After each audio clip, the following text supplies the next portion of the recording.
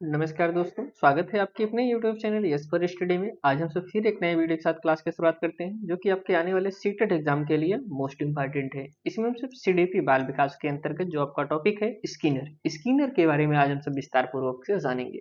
आज की आपकी क्लास पूर्णतः थ्योरी क्लास है। सबसे पहले हम सब थ्योरी के जरिए समझेंगे स्किनर के बारे में, फिर लास्ट में कुछ PYQ previous year question paper को कवर करेंगे, ताकि आपका कंसेप्ट क्लियर हो जाए कि आपने जो टॉपिक को पढ़ा है उस टॉपिक से आपके सीटेट एग्जाम में क्वेश्चन पूछे जाते हैं कि नहीं पूछे जाते।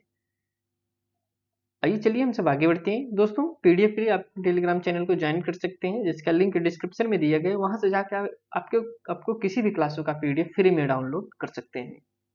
और सीटेट के लिए जो सबसे महत्वपूर्ण स्टडी मटेरियल है प्रीवियस ईयर क्वेश्चन पेपर, अभी हम सब करीब 200 प्लस वीडियो दोस्तों प्रीवियस ईयर क्वेश्चन पेपर का अपलोड कर चुके हैं। आपको किसी 2011 से लेकर अभी तक किसी भी ईयर का प्रीवियस ईयर क्वेश्चन पेपर को सॉल्व करना हो, नीचे आपको डिस्क्रिप्शन में लिंक मिल जाएगा। वहां से जाके क्लिक करके आप किसी भी क्लास किसी भी ईयर का previous year question paper solve कर सकते हैं। आइए चलिए हम सब आगे बढ़ते हैं। सबसे पहले समझते हैं स्किनर का सिद्धांत। स्किनर का सिद्धांत क्या है दोस्तों? आपके सामने चित्र दिख रही होगी।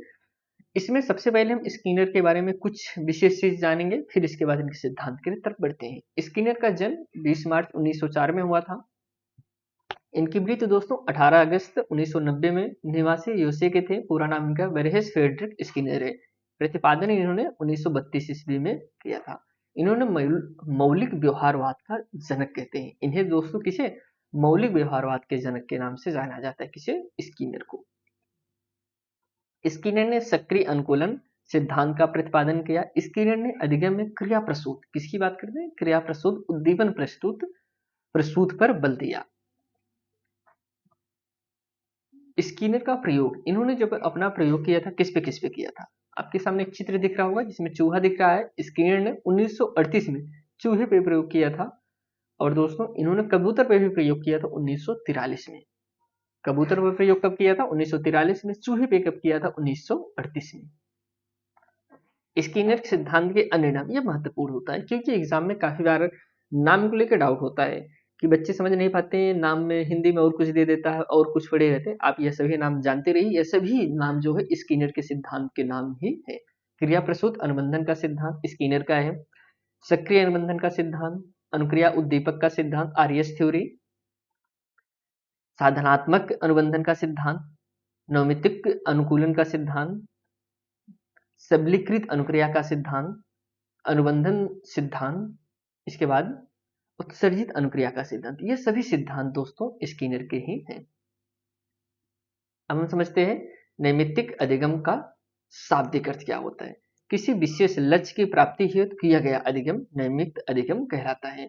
नैमित्तिक, जैसे हम किसी विशेष लक्ष्य की प्राप्ति के लिए जो अधिगम करते हैं वही आपका नैमित्तिक अधिगम कहलाता है। इसके बारे में आप समझेंगे। अभी कुछ की पॉइंट को समझते हैं। सबलीकरण, अधिगम की अनुक्रियाओं पर जो प्रभाव पड़ता है उसे सबलीकरण कहते हैं। जो हम अधिगम की अनुक्रिया पर जो भी हमारा प्रभाव पड़ता है उसे ही हम सबलीकरण के नाम से जानते हैं।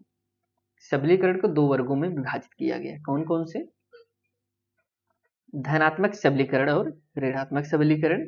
दूसरा है प्राथमिक सबलीकरण और दैविक सबलीकरण। सबलीकरण दो प्रकार से बताए गए, एक धनात्मक ऋणात्मक एक हो गया, और प्राथमिक सबलीकरण दैविक सबलीकरण यह आपका दो हो गया। अब सिद्धांत का सारांश हम समझते हैं। इन्होंने अपना प्रयोग, देखिए इनका जो सारांश है, कोई भी अधिगम किसी अनुक्रिया को जारी रखेगा या बंद कर देगा, या अनुक्रिया से मिलने वाले दंड या पुरस्कार पर निर्भर है। देखिए, हम कोई अनुक्रिया तभी तक करेंगे अगर हमको पुरस्कार मिल रहा है तो हम वो प्रक्रिया करते रहेंगे, अगर हमको दंड मिल रहा है तो हम वह बंद कर देंगे। स्किनर यही कहते थे, अगर कोई भी अनुक्रिया, कोई भी काम तभी किया जाएगा, तभी करना और जारी रह सकता है उससे जब आपको या तो पुरस्कार मिल रहा हो या तो दंड मिल रहा हो। दंड मिलेगा तब भी आप बंद कर देंगे, और पुरस्कार मिलेगा तब आप करते रहेंगे। मतलब कोई प्रक्रिया जारी रहना या बंद करना किस बात पर निर्भर होता है? दंड या पुरस्कार पे। यह सिद्धांत थांडाई के प्रभाव के नियम पर ही आधारित है। इनका जो नियम है वो थांडाई का जो प्रभाव का नियम है उसी पर यह आधारित है। इस सिद्धांत में उद्दीपक नहीं, सिर्फ अनुक्रिया होती है। जैसे थांडाइक ने उद्दीपक दिया था, मांस का टुकड़ा, कुत्ता ला टपकाने लगा, रिस्पांस दे दिया। इसमें ऐसा नहीं है, इसमें इसमें सिर्फ अनुक्रिया है। इसमें किसकी बात हो रही है? अनुक्रिया की बात हो रही है।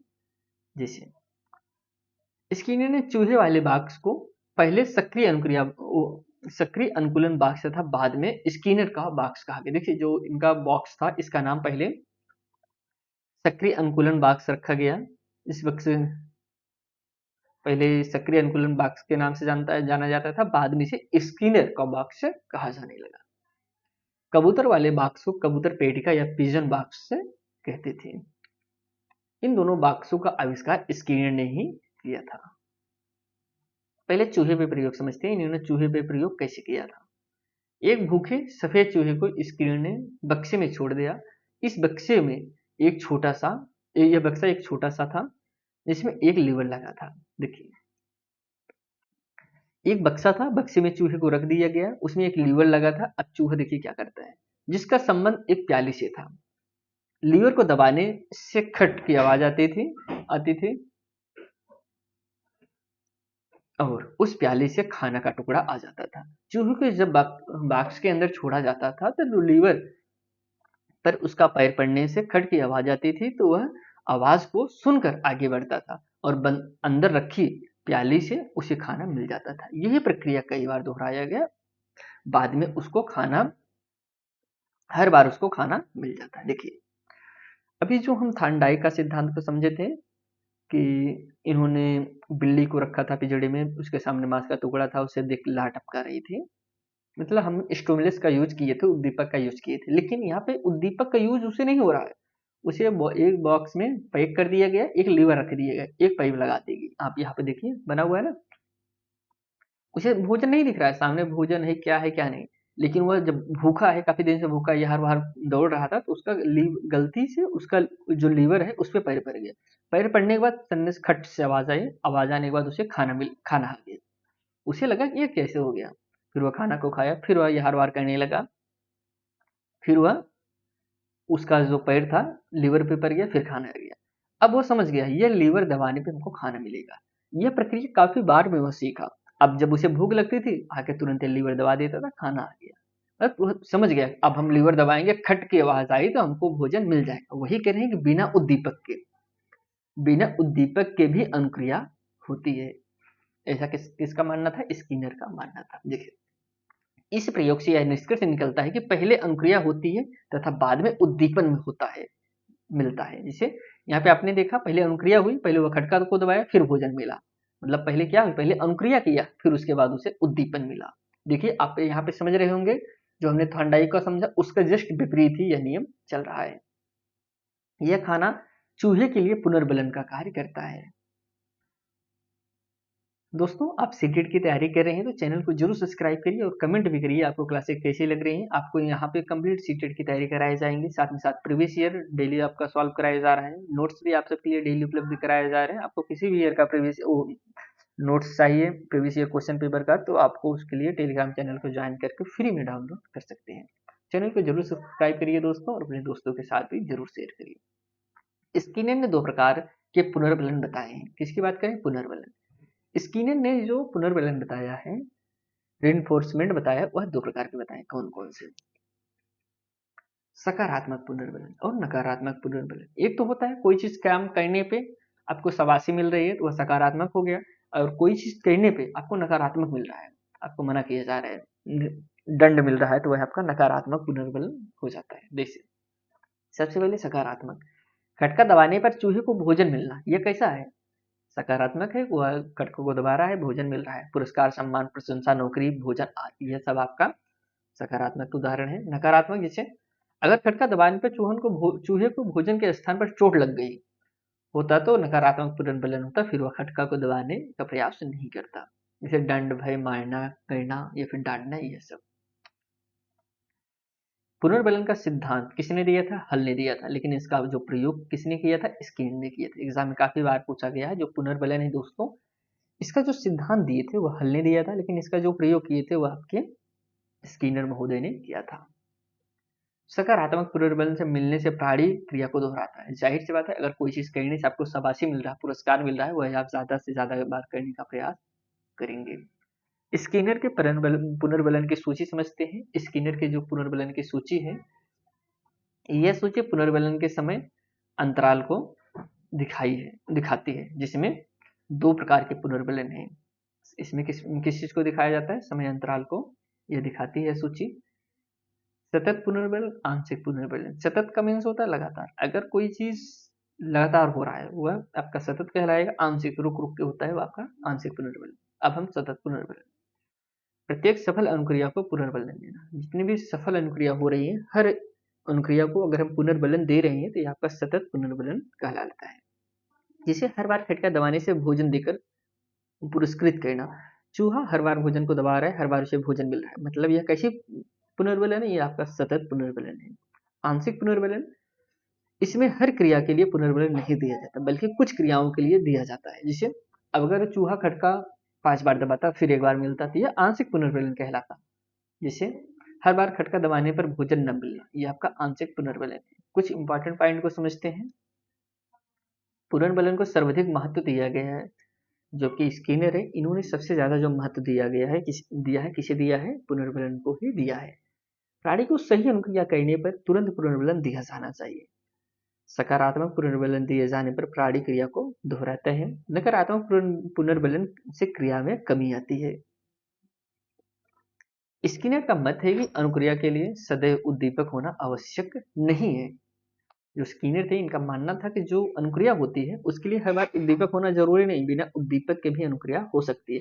कभी कभी उद्दीपक की अनुपस्थिति में भी अनुक्रिया होती है। इसलिए स्किनर के बारे में कहा गया है कि इन्होंने परंपरागत थ्योरी एस आर या फिर आर एस में परिवर्तित कर दिया है। इसे आर टाइप थ्योरी कहा जाता है। आगे हम देखते हैं, यह कुछ इंपॉर्टेंट पॉइंट थे जो कि आपके एग्जाम के पॉइंट में से आपको जानना बहुत ही जरूरी था। अब हम समझते हैं कुछ और पॉइंट को। द बिहेवियर ऑफ ऑर्गेनिज्म तथा बाइंड फ्रीडम एंड डिग्निटी पुस्तक के रचनाकार आपके स्किनर हैं। अभिक्रमित अनुदेशन में संपूर्ण विषय वस्तु को छोटे छोटे खंडों में विभाजित कर दिया जाता है। अधिगम करता एक खंड से दूसरे खंड की ओर तभी बढ़ता है जब पहले खंड को सीख लेता है। स्किनर के सिद्धांत को टाइप 2 अनुबंधन सिद्धांत कहते हैं। पावलोव के सिद्धांत को टाइप 1 अनुबंधन सिद्धांत कहा जाता है। पावलोव को टाइप 1 कहते हैं, इनके सिद्धांत को टाइप 2 के नाम से जाना जाता है। स्किनर ने उद्दीपन प्रसूत व्यवहार और क्रिया प्रसूत व्यवहार का उल्लेख किया है। स्किनर ने किसका उल्लेख किया है? उद्दीपन प्रसूत व्यवहार और क्रिया प्रसूत व्यवहार को। यह सिद्धांत अफ्रीडा पर बल देता है। किस पे बल देता है दोस्तों? अफ्रीडा पर बल देता है। भाषा विकास और शब्दार्थ विकास में स्किनर के सिद्धांत का महत्वपूर्ण योगदान है। किसमें दोस्तों? भाषा विकास और शब्दार्थ विकास में स्किनर का महत्वपूर्ण योगदान है।